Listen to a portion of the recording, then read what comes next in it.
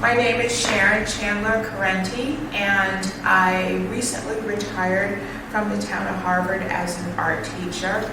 And the name of this exhibit is called Forage and Harvest. And the genesis of this whole exhibit stems from my relationship growing up and how I developed a reverence for nature.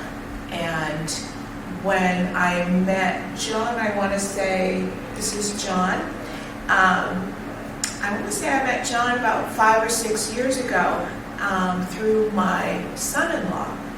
And I'll never forget one day I was at their house and he pulled out a sculpture and explained that this was the work done by his friend.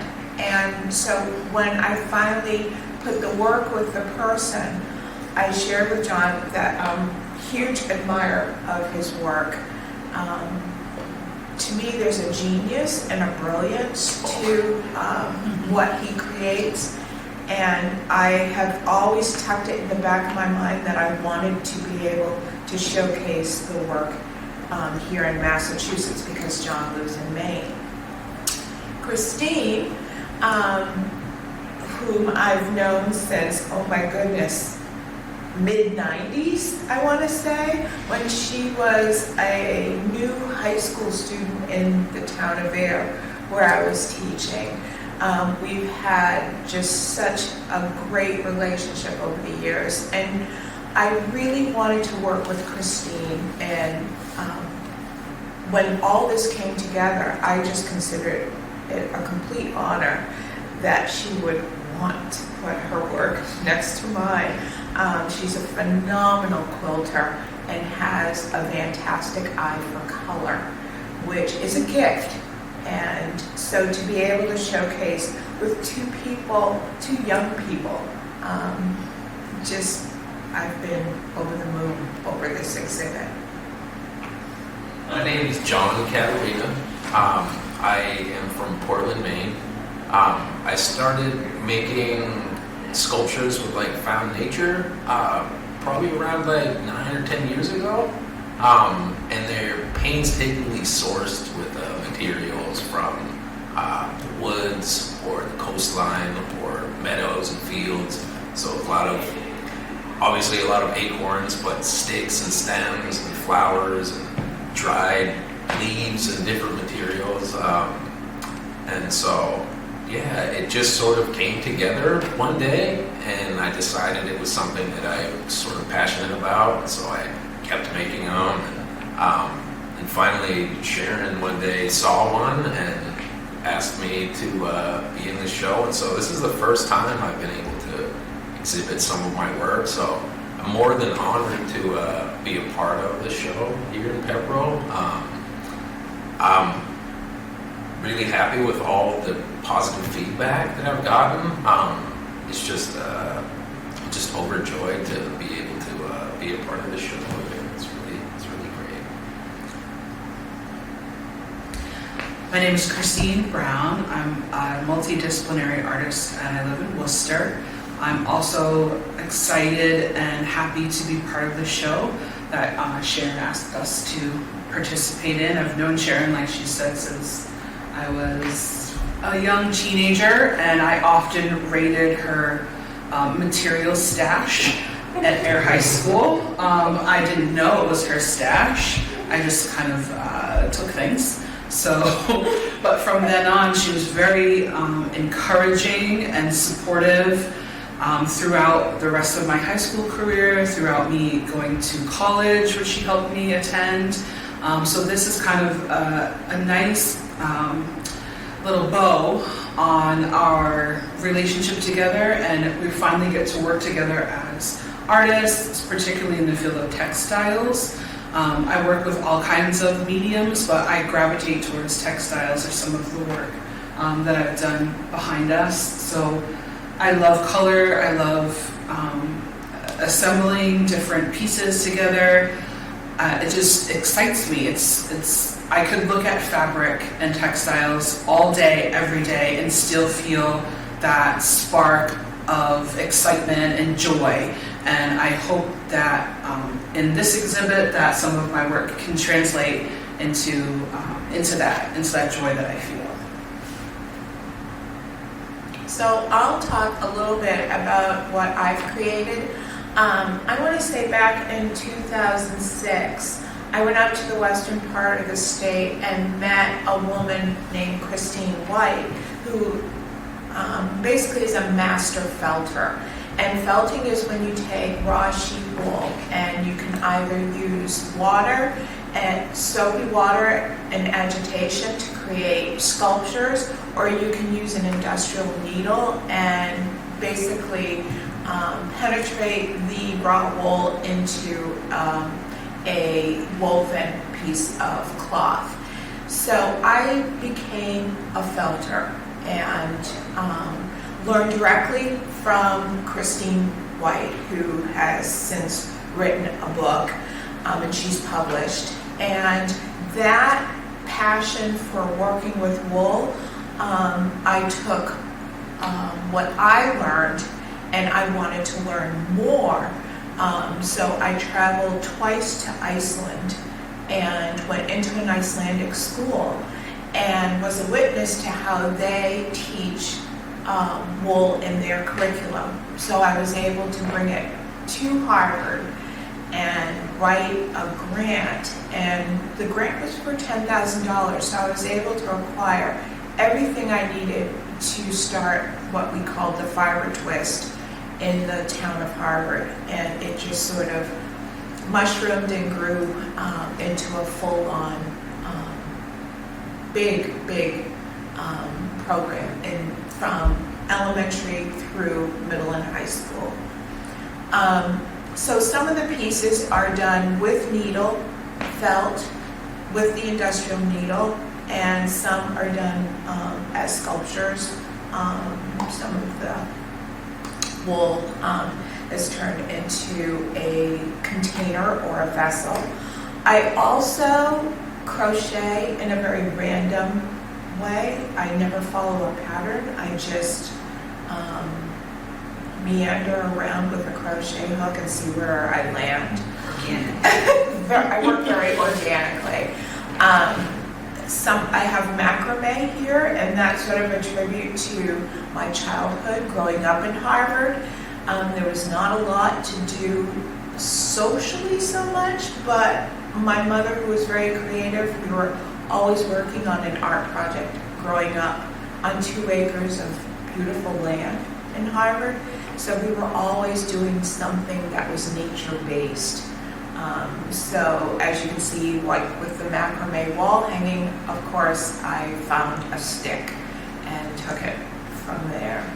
And I'm a sewer, and so I used over at one of the exhibits organic cotton and hand-stitched a dress and placed it with my favorite tree bark, birch bark. So each piece, there is a part of nature that is integrated into the piece, whether it's highly visible or through my relationship with marigolds, which I use to dye fabric, and that's the yellow. My new addiction to yellow is based on my marigold farm that I have at home. So that's just a little bit about my work in detail. It's wonderful. So I know Christine has some stories about each of her works of art. My grandfather, growing up, was a landscaper. So his lawn was very, very manicured, meticulously planted, planned, very structured. But he always left a big patch of wild nonsense in his yard for my grandmother. My grandmother wanted something that represented her in the yard. So it was overgrown, it was filled with weeds and flowers, and there was always butterflies there and milkweed. So the most randomest, wildest patch of like mess amongst this very golf course-ish lawn. So when I thought about nature, the theme of the show, and how I connected with nature, I thought about that patch of lawn. So in the midst of all this perfectness, there was this very organic, imperfect, unplanned patch. And my grandmother, who has since passed away, really represented that to me.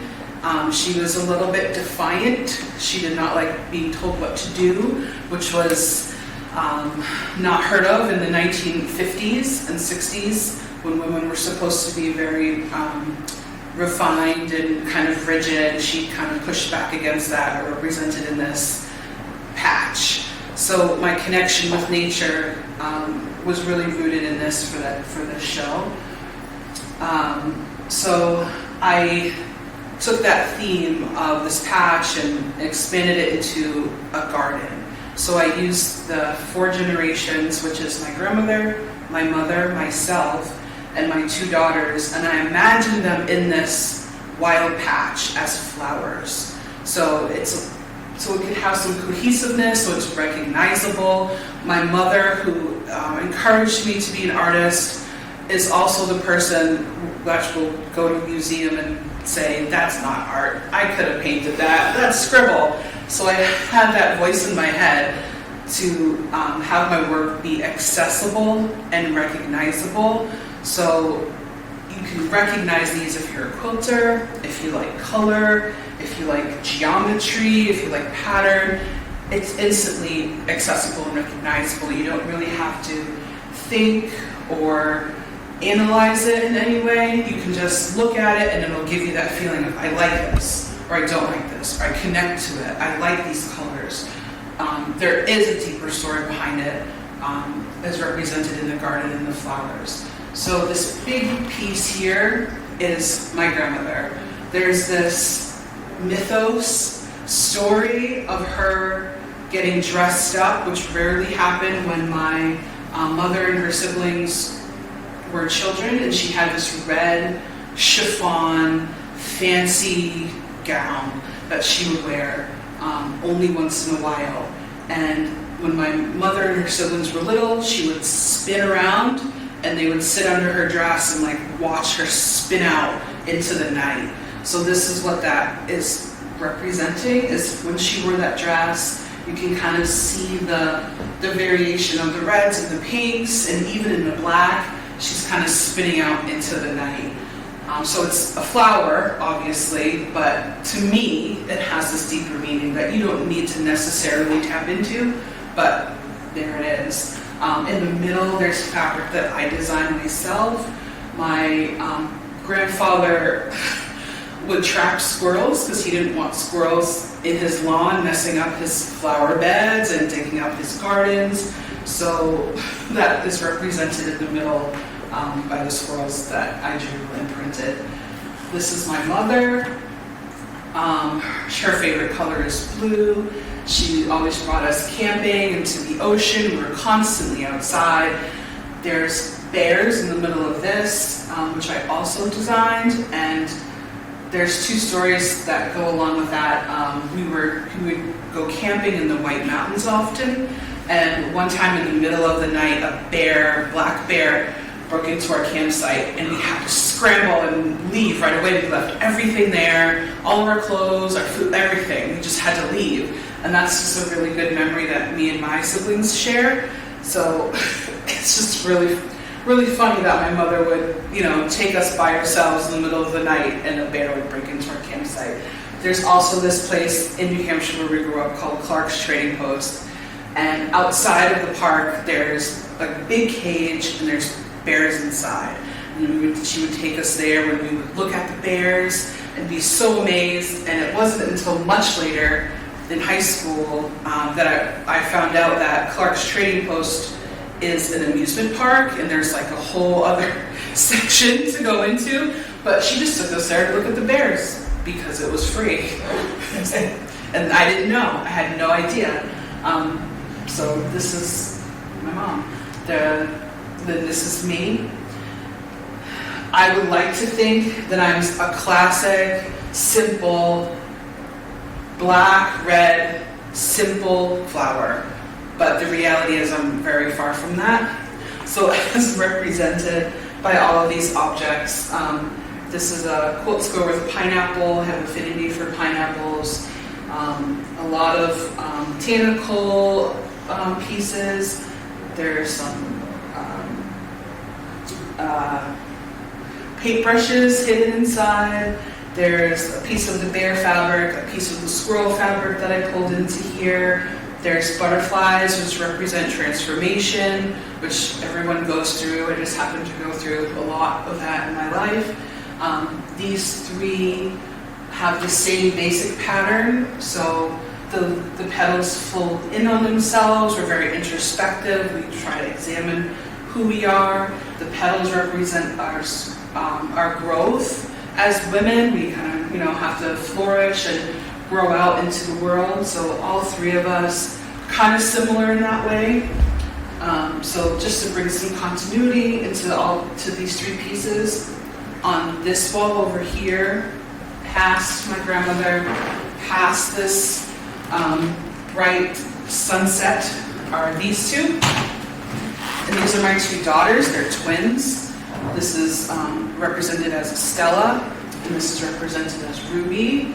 Estella is very girly, emotional. I put this little piece of kind of like staticky fabric because she really has a lot of big emotions and can get a little bit staticky sometimes. I pulled in the blue from my mother. She's the most like my mother. And I pulled in the pinks from my grandmother. And this is my other daughter, Ruby, my youngest. She is completely different from the rest of the women. I focused her petals outward. She's very outgoing. She's very exploratory. The band around it represents the connections that she likes to make. She's just so different from any other woman in our family. But I kept the continuity of having the dark blue here, the blue here, to pull in from my mother. But she's just so different. She's just so opposite, and it's wonderful, and I love it. So that's the four that I want to talk about. So, John, was there any of your sculptures? These are amazing. So I guess I'll try to pull this one out here. Yeah.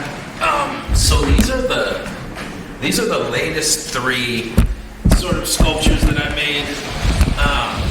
So a couple weeks ago, I had the opportunity to do a residency at Hewen Oaks in Lovell, Maine, and they kind of put me in a cabin in the woods, which was a great location because I was able to find a bunch of like natural materials on their property.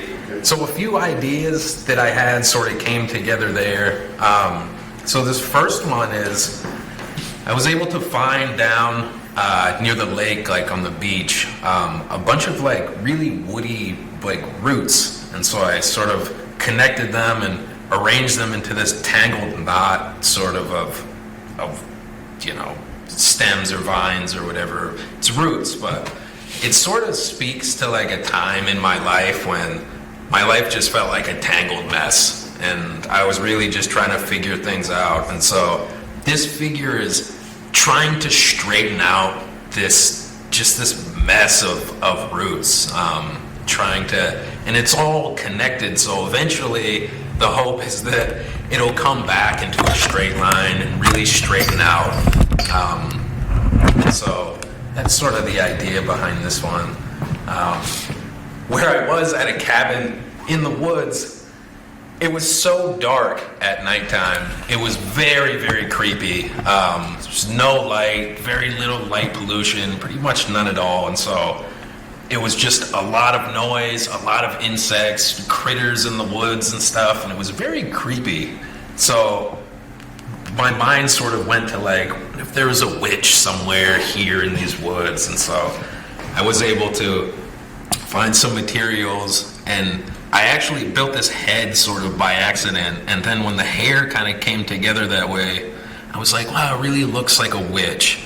And so I sort of sculpted it from there. And so it's a witch kind of casting a spell, and I made like a little altar. And there were tons of cicada like exoskeletons left over from when I guess they grow wings and sort of pop out and fly away. And so I was like, what if she's casting a spell where a nice white moth sort of is coming out of the cicada as opposed to, you know, the actual like insect that's supposed to come out. And so it's a little creepy, and you know, I had a lot of fun with this one.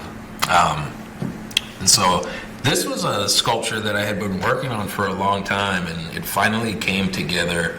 It's actually one of my favorite ones. This is a mother and a daughter, and sort of harvesting what is like some seeds from like a pond lily, like seed pod, and there's 4 stages of the lily, sort of like the way it grows. And so it's opening, it's being pollinated by a bee, it's sort of forming the pod and kind of like being like, you know, filled with seeds. And then this is like the full seed pod, which actually has a ton of seeds in it when it sort of finishes. And so they're harvesting, but it's sort of like the importance of bees and the role that they play in pollinating, and just like an emphasis on the stages and the life cycle of pretty much everything, but these pond lilies sort of like highlighting stages from going from closed to open to filling up with seeds, and to finally like when they kind of die, fall to the bottom of the pond, and those seed pods turn into lilies for like, you know, the new season, the next season, so to say. And so, yeah, so these are the 3 latest ones that I've done. I have a lot more. Each one sort of is like a different scene. And sometimes I feel like people sort of see themselves as separate from nature. I think that's why a lot of the sculptures are people. And I feel like people are very much like intertwined with nature. I feel like sometimes you think of it as something that you venture into, whether you're going for a walk in the woods or you're going to the beach, but people are very much a part of the natural world. And so I feel like the fact that the sculptures are people sort of speaks to that idea. So, yeah.